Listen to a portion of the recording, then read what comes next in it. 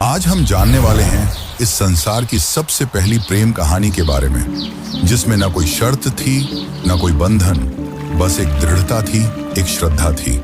इस कहानी में रंग भी है और दुख का संग भी। यह है शिव और सती की अमर प्रेम कहानी, जिसमें प्रेम है, त्याग है और अंत में एक नई शुरुआत है। तो आइए जानते हैं इस महान प्रेम कथा को, सती कथा को। सती!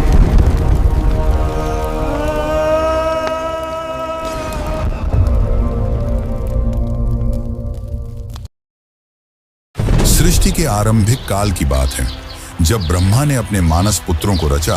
उन्हीं में से एक थे दक्ष प्रजापति, अत्यंत बुद्धिमान परंतु उतने ही अहंकारी। दक्ष को अपनी योग्यता, अपनी शक्ति और अपने सृष्टिकर्ता के कुल से उत्पन्न होने का बड़ा अभिमान था। उसने वर्षों की तपस्या की और देवताओं से वरदान पाए संतान की प्राप्ति के लिए। उसकी यह तपस्या रंग लाई और उसे एक अत्यंत दिव्य कन्या की प्राप्ति हुई, वही जिसे हम आज देवी सती के नाम से जानते हैं। सती का जन्म किसी साधारण कन्या की भांति नहीं हुआ था। उनका स्वरूप स्वयं शक्ति का अंश था। कहते हैं वह स्वयं आदि शक्ति का अवतार थी।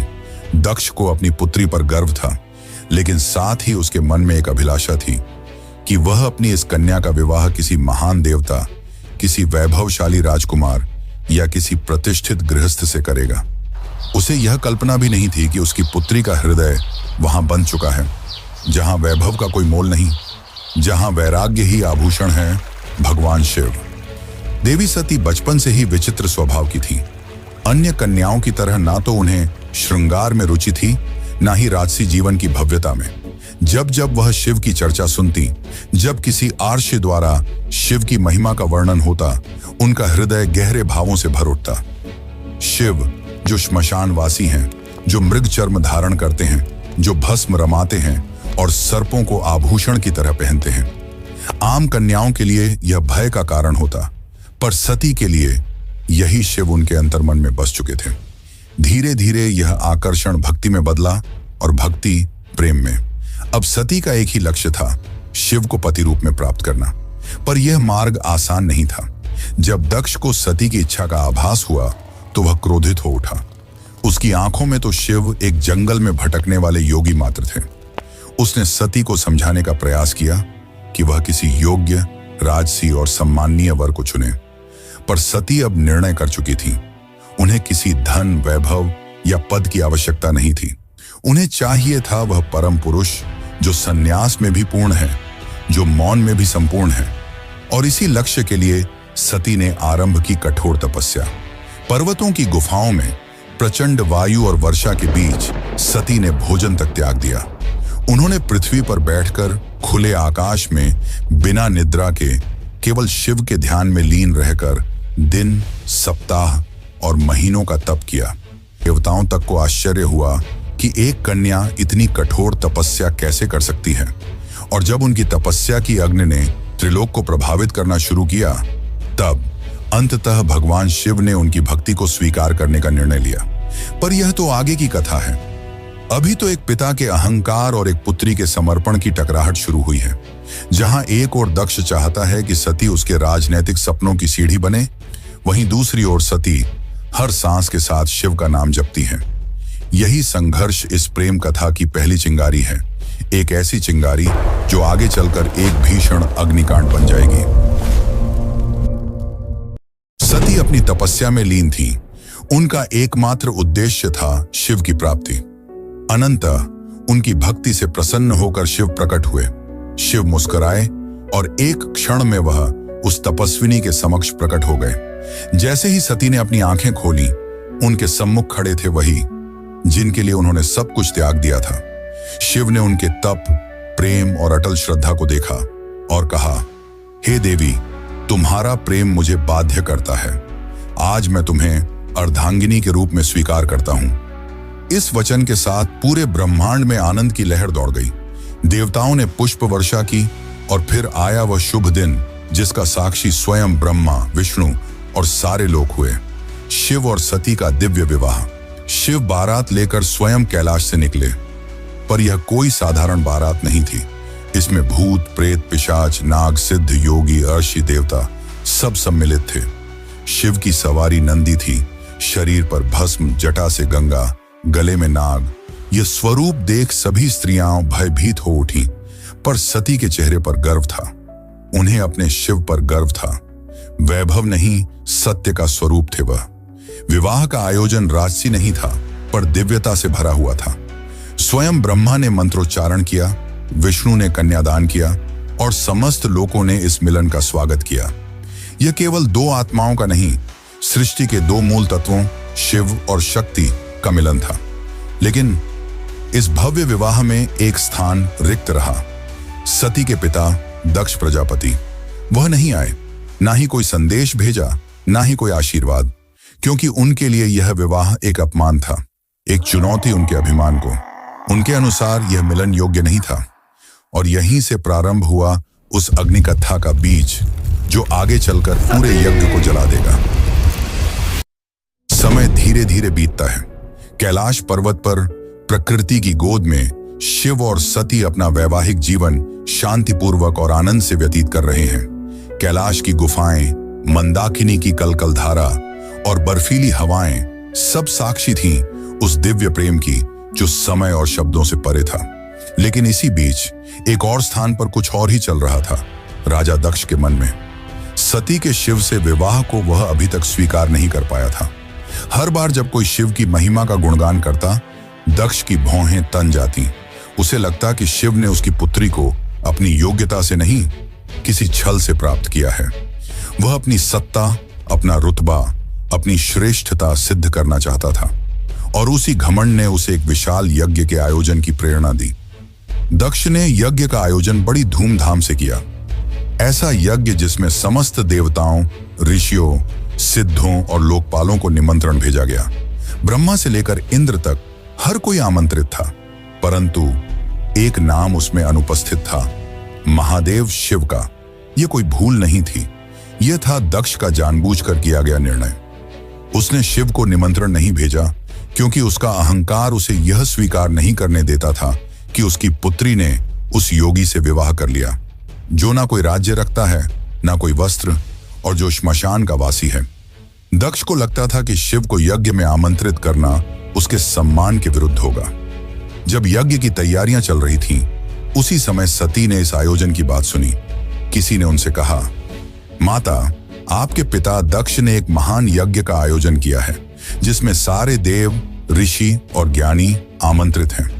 वह तो आज पूरे ब्रह्मांड का ध्यान खींच रहा है। यह सुनकर सती का हृदय कांप उठा। उन्हें विश्वास नहीं हुआ कि उनके पिता इतना बड़ा आयोजन कर रहे हैं और उन्हें कोई सूचना नहीं मिली। कुछ समय तक वे चुप रहीं, शायद आशा में कि कोई दूत आएगा, कोई संदेश मिलेगा। लेकिन जब स्पष्ट हो गया कि शिव और उन्हें जानबूझकर न बुलाया गया है, तब उनके भीतर कुछ टूट सा गया। एक ओर पुत्री का धर्म उन्हें पिता के यज्ञ में खींच रहा था, तो दूसरी ओर पत्नी का धर्म उन्हें शिव की मर्यादा का ध्यान रखने को कह रहा था। अंततः सती ने शिव से निवेदन किया, स्वामी, मैं उस यज्ञ में जाना चाहती हूं। शायद यह कोई भूल हो और मेरा जाना उस विघटन को रोक सके। शिव ने सती की ओर गहरी दृष्टि से देखा। वह जानते थे कि यह आमंत्रण विहीन आयोजन एक साधारण यज्ञ नहीं है। उन्होंने शांत स्वर में सती से कहा, हे प्रिय, जहां सम्मान न हो वहां स्वाभिमान को ले जाना व्यर्थ है, और मैं नहीं चाहता कि तुम उस यज्ञ में जाओ जो केवल क्रोध और घमंड से जल रही है। परंतु सती व्याकुल थी। उनके भीतर एक द्वंद्व चल रहा था, पिता और पति के बीच। उन्होंने पुनः प्रार्थना की, प्रभु, मैं केवल एक पुत्री के रूप में वहां जाना चाहती हूं। मैं पिता से बात करूंगी, शायद वह बदल जाए, शायद उनके मन का विष उतर जाए। शिव ने इस बार उन्होंने अनुमति दे दी। सती ने कैलाश से विदा ली, अकेले, बिना किसी दूत या सम्मान के। वह एक बेटी थी जो अपने पिता से स्नेह की अपेक्षा लेकर जा रही थी, लेकिन उन्हें झांत नहीं था कि उस यज्ञ में उनका स्वागत नहीं, अपमान प्रतीक्षा कर रहा है। सती जब यज्ञ स्थल पर पहुंची तो उनके मन में उम्मीद थी कि पिता के नेत्रों में बेटी को देखकर कोमलता जगेगी, उनके मुख से स्वागत के शब्द निकलेंगे। लेकिन जब उन्होंने यज्ञ स्थल में प्रवेश किया तो सन्नाटा पसर गया। कोई स्वागत नहीं हुआ, कोई आसन नहीं दिया गया, जैसे वो वहां उपस्थित ही न हो। वहां बैठे देवताओं की आंखों में असहायता थी। सती ने पिता की ओर देखा, धीमे स्वर में कहा, पिताश्री, क्या आप नहीं चाहेंगे कि आपकी पुत्री भी इस पावन यज्ञ में सम्मिलित हो? दक्ष ने ठंडी हंसी के साथ उत्तर दिया, पुत्री, जिस दिन तूने उस नग्न भस्म रमाए श्मशान में विचरने वाले औघड़ को अपना पति चुना, उसी दिन तू मेरी पुत्री नहीं रही। दक्ष का स्वर ऊंचा हो रहा था और उसके शब्द जैसे शिव के लिए विष से भरे बाण हो। यह सुनकर सती की आत्मा कांप उठी थी। यह केवल अपमान नहीं था, यह शिव के उस स्वरूप का तिरस्कार था जो समस्त सृष्टि का आधार है। वे उठी, सभा की ओर देखा और बोली, तुम सब यहां धर्म की बात करने आए हो, यज्ञ की बात करते हो, पर जिस शिव के बिना कोई यज्ञ संपन्न ही नहीं हो सकता, उसी शिव का तुम अपमान करते हो। फिर उन्होंने आगे कहा, जिसे तुम औघड़ कहते हो वही काल का भी काल है। जिसे तुम श्मशानवासी कहकर हंसते हो वही मृत्यु से परे है, और जिसे तुम भस्मधारी कहते हो वही भस्म से मोह को जलाता है।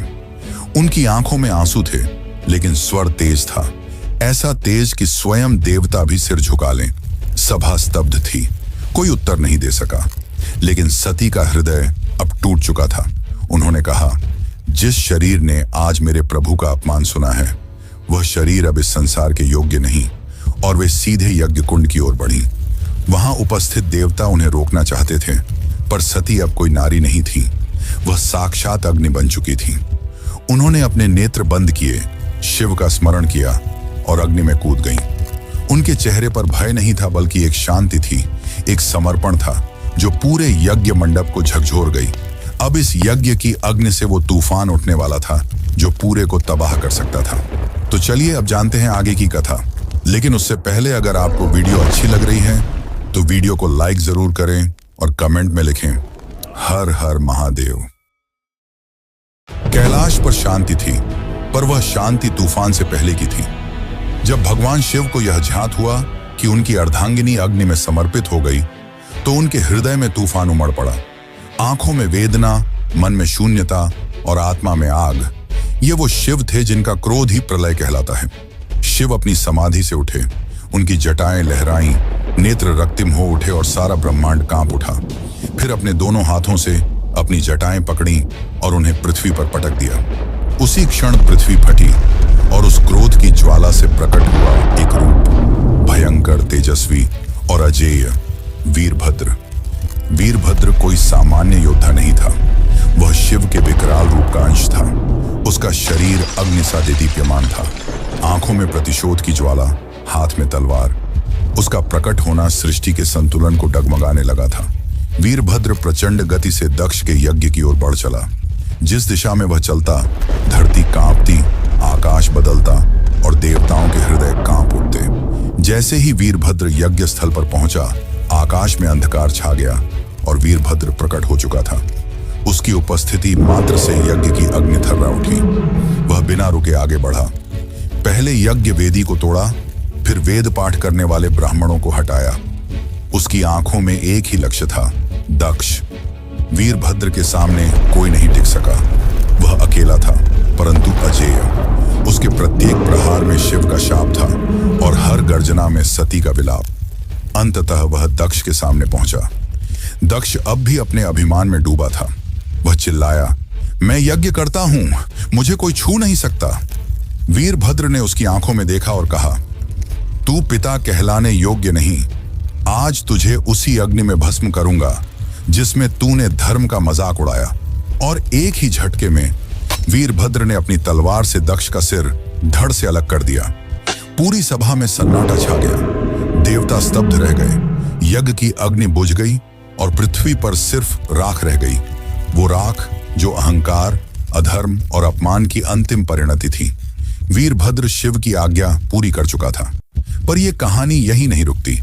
अब आएगा वो क्षण जब शिव स्वयं यज्ञ स्थल पर पहुंचेंगे, सती के शव को उठाएंगे और सृष्टि में संतुलन डगमगाएगा। जब महादेव यज्ञ स्थल पर पहुंचे, उन्होंने सती के जले हुए शरीर को देखा। वह दृश्य ऐसा था जिसने स्वयं काल को रुला दिया। शिव ने धीरे से कंपाते हाथों से अपनी सती को बाहों में उठा लिया। उनकी आंखों से आंसू थे और फिर वह चल पड़े। शिव सती के शव को अपनी गोद में लिए पूरे ब्रह्मांड में भटकने लगे। उस विरह में जो पूरे ब्रह्मांड को भयभीत कर रहा था, ब्रह्मांड असंतुलित होने लगा। देवता भयभीत हो उठे। यदि शिव यूं ही विलाप करते रहे तो सृष्टि का संतुलन टूट जाएगा, प्रलय आ जाएगा। तब सभी देवता भगवान विष्णु के पास पहुंचे और उनसे सृष्टि को बचाने की प्रार्थना की। तब विष्णु ने अपना सुदर्शन चक्र चलाया। जैसे ही सुदर्शन चक्र चला, उसने सती के शरीर को टुकड़ों में विभाजित कर दिया। शिव कुछ क्षणों के लिए रुके पर प्रतिरोध नहीं किया। यह सृष्टि के लिए आवश्यक था। जहां जहां सती के अंग गिरे वहां दिव्य ऊर्जा फैल गई। पृथ्वी के वे स्थान शक्ति से भर उठे और वहीं बने शक्तिपीठ। ये कोई सामान्य स्थल नहीं थे, ये उस अमर प्रेम की गवाही थे जो शिव और सती के बीच था। ये थे वे स्थान जहां स्त्री, शक्ति, प्रेम, बलिदान और भक्ति सब कुछ एक साथ साकार हुए। कुछ स्थानों पर सती की आंखें गिरीं, कहीं उनका हृदय, कहीं उनके केश, तो कहीं उनके चरण, और हर स्थान एक केंद्र बन गया मां शक्ति का, जो हर रूप में पूजनीय हुई। कभी दुर्गा, कभी भैरवी, कभी भवानी। यही वे स्थान हैं जिन्हें आज हम कामाख्या, वैष्णो, ज्वाला, हिंगलाज और तारापीठ जैसे नामों से जानते हैं। इस प्रकार सती के वियोग से जन्मे ये शक्तिपीठ न केवल देवी के अंग हैं, ये उस प्रेम की शाश्वत उपस्थिति है जो आत्मा से आत्मा तक जुड़ता है। शिव अंततः हिमालय लौटे, पर अब वह ध्यान मग्न हो गए। वर्षों तक एक चट्टान की भांति बैठ गए, समाधि में डूबे। ना शब्द, ना गति, ना भावना, बस मौन और सती की स्मृति। काल की धारा आगे बढ़ती है, युग बदल जाते हैं, पर कुछ कहानियां समय की सीमाओं से परे होती हैं, और सती की कथा उन्हीं में से एक है। वह प्रेम जो अग्नि में तपकर शुद्ध हुआ था, वह विरह जो तांडव बन गया था। उस अधूरी यात्रा को अब पूर्ण होना था, पर यह कहानी यहां समाप्त नहीं होती। प्रेम का सफर यहीं पर रुकने वाला नहीं था। जहां अग्नि ने प्रेम का रंग दिखाया था, वहीं से एक नई दास्तान का पैगाम आने वाला था। सती के बलिदान से जो प्रेम जला था, वही आग पार्वती के रूप में फिर फलने वाला था। यह अंत नहीं, यह शुरुआत है। शुरुआत है एक अमर, अनसुनी और अनोखी प्रेम कहानी की। यह शुरुआत है शिव और पार्वती की। यह शुरुआत है एक नए युग की।